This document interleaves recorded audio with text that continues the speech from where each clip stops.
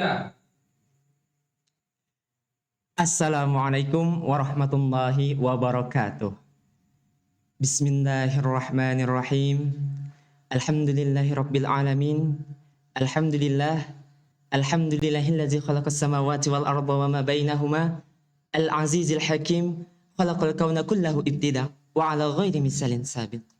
Biadihi maqalidu kulli syai'in wa huwa yujiru wa la yujaru alaih. Nahmaduhu wa nashkuru wa nastaziduhu wa min fadlihi wa min ami wa nashhadu an la ilaha fil wujudi siwahu summa nusallim wa nusallim wa barik alaih wa man tabi'ahum bi ihsanin ila yaumiddin wa ba'du. In the name of Allah, most gracious, most merciful, may Allah subhanahu wa ta'ala give us all salvations and blessings us. And don't forget, salawat and greetings for our Prophet Muhammad sallallahu alaihi wasallam, because without their people goodness. I would like to say thank you for the opportunities that given to me. Marilah kita panjatkan puji syukur kepada Allah subhanahu wa ta'ala yang telah memberikan limpahan rahmatnya kepada kita, sehingga kita dapat berkumpul di tempat ini dalam keadaan sehat dan walafiat. Salawat dan salam marilah kita haturkan kepada junjungan kita baginda Nabi besar Muhammad sallallahu alaihi wasallam yang telah membawa perubahan kepada kita dari dekadensi moral menuju indahnya ketakwaan. Tentunya saya mengucapkan banyak terima kasih pada kesempatan yang luar biasa ini, tentunya dalam rangka webinar internasional. Karena pada saat ini saya diberikan kesempatan dan kepercayaan untuk menyampaikan materi. Hari ini, di hari yang spesial ini, saya akan menyampaikan sebuah materi yang berjudul Pengaruh Metode Snowball Throwing dalam mencapai tujuan pembelajaran di SDN Sarangtium. Nah, pada materi kali ini merupakan salah satu research atau penelitian yang sudah saya lakukan. Jadi saya berani membawakan materi ini berdasarkan fakta yang terjadi di lapangan. Nah, baik. Kita langsung saja sebelum memasuki bagaimana konsep metode snowball throwing itu, tentunya di dalam pembelajaran kita perlu yang namanya metode. Metode ini adalah bagaimana cara kita untuk mampu mencapai tujuan pembelajaran atau mencapai tujuan tertentu di dalam kelas. Sehingga di dalam kelas tercapai tujuan bersama yang ingin dicapai. Siswa paham, kemudian guru pun juga dapat melaksanakan tugasnya secara baik dan benar. Nah, dapat kita lihat pada slide yang ada di screen, yaitu mengenai metode snowball throwing. Nah, jadi metode snowball throwing ini merupakan salah satu metode pembelajaran yang dikembangkan berdasarkan pendekatan konstekstual atau contextual learning. Snowball throwing yang menurut asal katanya berarti bola salju bergulir, dapat diartikan sebagai metode pembelajaran dengan menggunakan bola pertanyaan yang ditulis dalam sebuah kertas lalu dibentuk sedemikian rupa dan kemudian dilemparkan atau dilontarkan kepada teman yang lain. Nah, bisa kalian lihat di screen. Dilihat dari pendekatan yang digunakan dalam metode snowball throwing ini, memadukan pendekatan komunikatif, integratif, dan keterampilan proses. Kenapa demikian saya tertarik untuk melakukan research atau penelitian tentang metode ini? Karena menurut saya metode ini adalah metode yang sangat unik. Karena bukan hanya menuntut siswa untuk melihat ataupun mendengar guru, tapi juga melatih siswa untuk ikut berpartisipasi aktif dalam kegiatan proses belajar mengajar. Karena tadi sudah disebutkan bahwa siswa bukan hanya berperan sebagai listener atau pendengar, tapi juga ikut berperan aktif. Contohnya tadi, ketika melipat kertas, sudah termasuk ke dalam keterampilan berproses. Kemudian ketika melakukan komunikasi di antar teman-teman, maka terlibat dalam kegiatan yang komunikatif.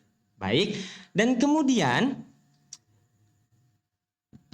pada yang saya sampaikan tadi bahwa mengenai metode snowball throwing memang benar-benar mengajak siswa untuk berperan aktif dalam pembelajaran. Di situ siswa benar-benar dituntut untuk berperan aktif karena bukan hanya di sini untuk menuntut siswa sebagai pendengar. Namun siswa diarahkan langsung, diajak untuk berperan dalam satu kelas, dan itu pun berjalan secara dengan lancar. Kemudian kita akan masuk bagaimana proses snowball throwing itu beroperasi di dalam kelas. Nah, yang pertama yaitu adalah guru memulai dengan mengucapkan salam, siswa berdoa, memeriksa presensi siswa, dan membangkitkan motivasi. Dapat dilihat di screen, biasanya seorang tenaga pendidik akan mengikuti arahan sesuai dengan rencana pelaksanaan pembelajaran. Seorang peserta tenaga pendidik wajib memiliki yang namanya RPP. Dari RPP tersebutlah tenaga pendidik akan memiliki acuan bagaimana proses pembelajaran akan terjadi. Ketika seorang guru dapat menerapkan RPP dengan baik, maka akan berlangsung proses pembelajaran yang sesuai dengan tujuan. Seperti tadi, di dalam RPP tertuang bagaimana ketika guru mengucapkan salam, kemudian mengajak murid untuk berdoa sebelum memulai pelajaran, dan kemudian memeriksa kehadiran siswa atau presensi siswa, kemudian memotivasi siswa mengkaitkan kembali materi yang sudah diajarkan dengan materi yang akan dipelajari. Kemudian guru menjelaskan materi yang dipelajari. Setelah guru melaksanakan sesuai dengan apa yang telah dituangkan dalam RPP, guru harus mampu menjelaskan materi dengan baik. Menjelaskan materi di sini adalah materi yang akan dipelajari hari ini. Nah, pada saat penelitian kemarin, saya melakukan penelitian di kelas 6C, tepatnya di SDN Sarangtiung. Di situ saya melakukan penelitian mengenai materi zakat. Nah, pada saat penelitian, di situ terdapat jumlah siswa sebanyak 18 orang. Pada saat itu, saat penelitian bisa lihat pada screen, saya menjelaskan tentang materi zakat dengan secara rinci, secara detail, agar siswa dapat benar-benar memahami materi yang sedang dipelajari. Dan selanjutnya yaitu adalah memberikan soal pretest.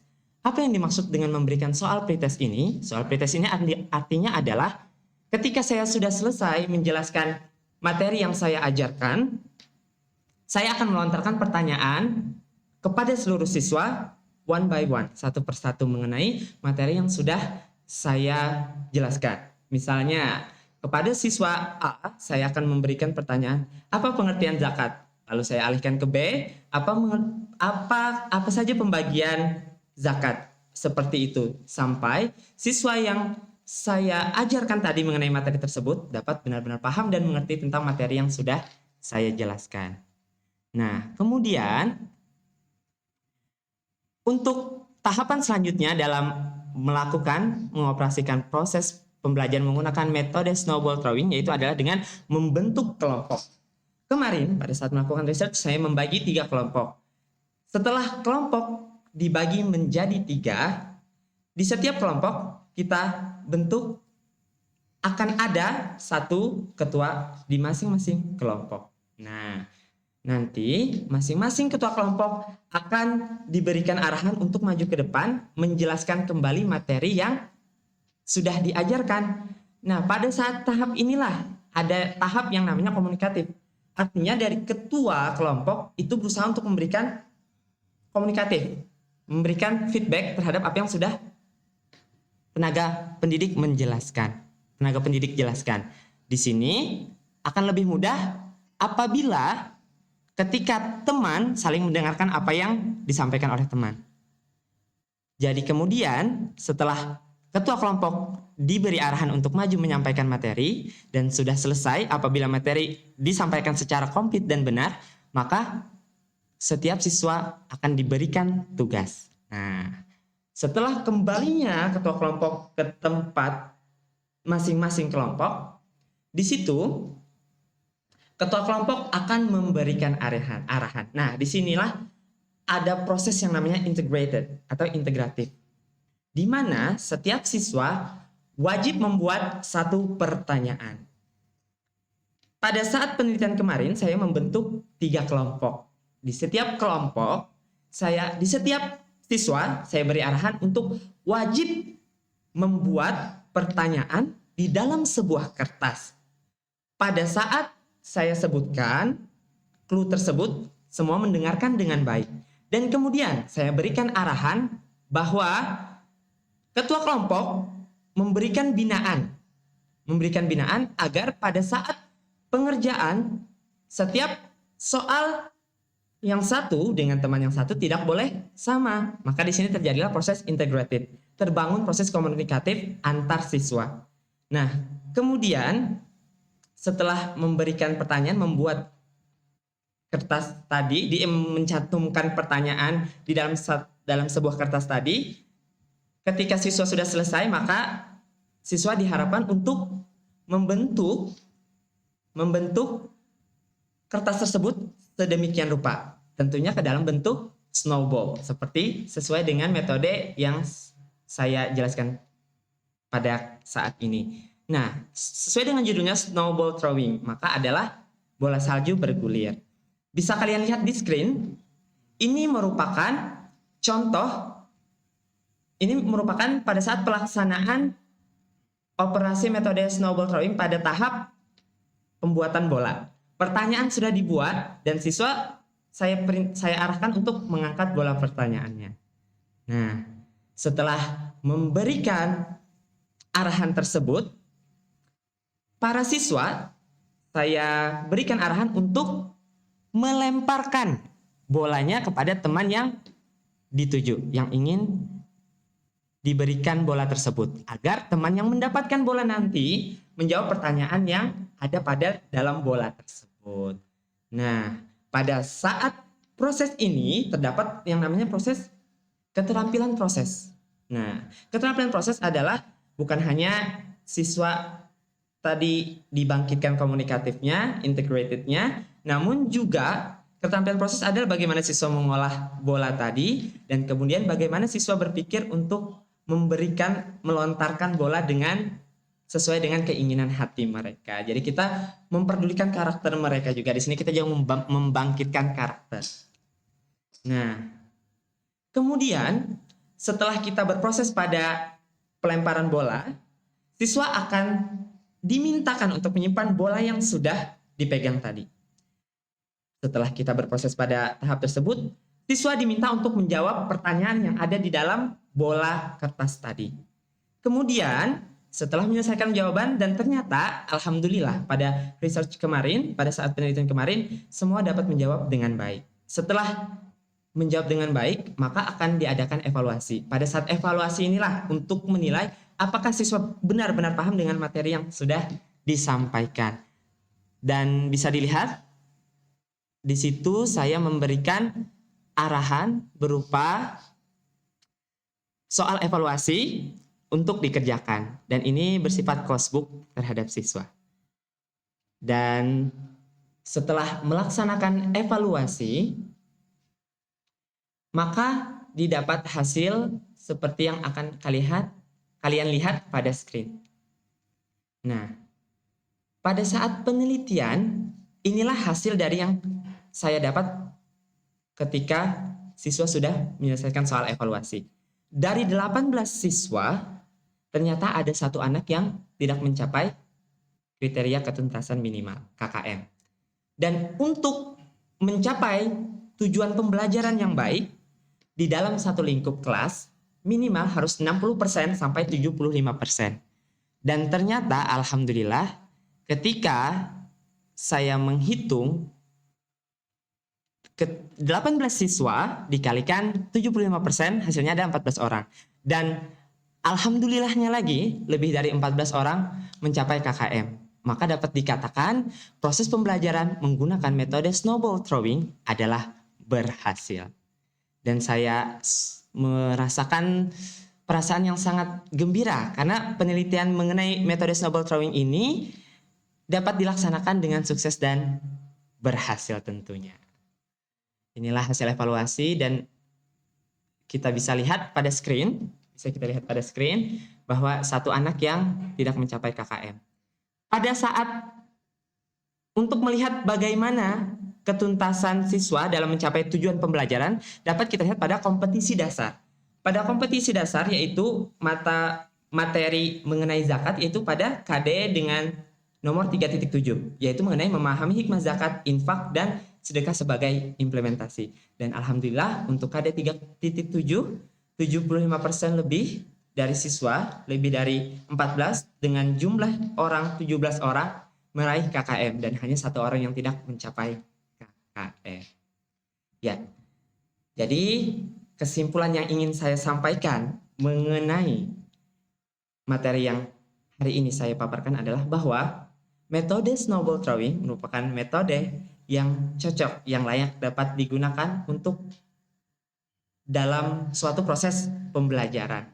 Ketika kita ingin mencapai suatu proses pembelajaran, tentunya kita memerlukan metode-metode unik, metode-metode yang dapat dilakukan agar pembelajaran tidak terkesan boring dan siswa tidak merasakan kejenuhan ketika melakukan proses pembelajaran. Dan tentunya metode snowball throwing merupakan metode yang baik dan layak yang dapat dilakukan sebagai pilihan bagi para tenaga pendidik untuk menerapkannya di dalam kelas. Dan insya Allah apabila diterapkan atau dilaksanakan dengan baik, maka tujuan pembelajaran akan berhasil. Demikian materi yang saya sampaikan hari ini. Semoga apa yang saya sampaikan dapat bermanfaat bagi kita semua dan menambah wawasan tentunya. Dan saya ingin mengucapkan minta maaf apabila terdapat kesalahan atau kekurangan ketika pemaparan materi hari ini. Tentunya saya ucapkan terima kasih kembali atas kesempatan yang telah diberikan kepada saya. Dan saya mengucapkan mohon maaf apabila terdapat kesalahan. Saya akhiru kalam. Wabillahi taufiq wal hidayah. Assalamualaikum warahmatullahi wabarakatuh.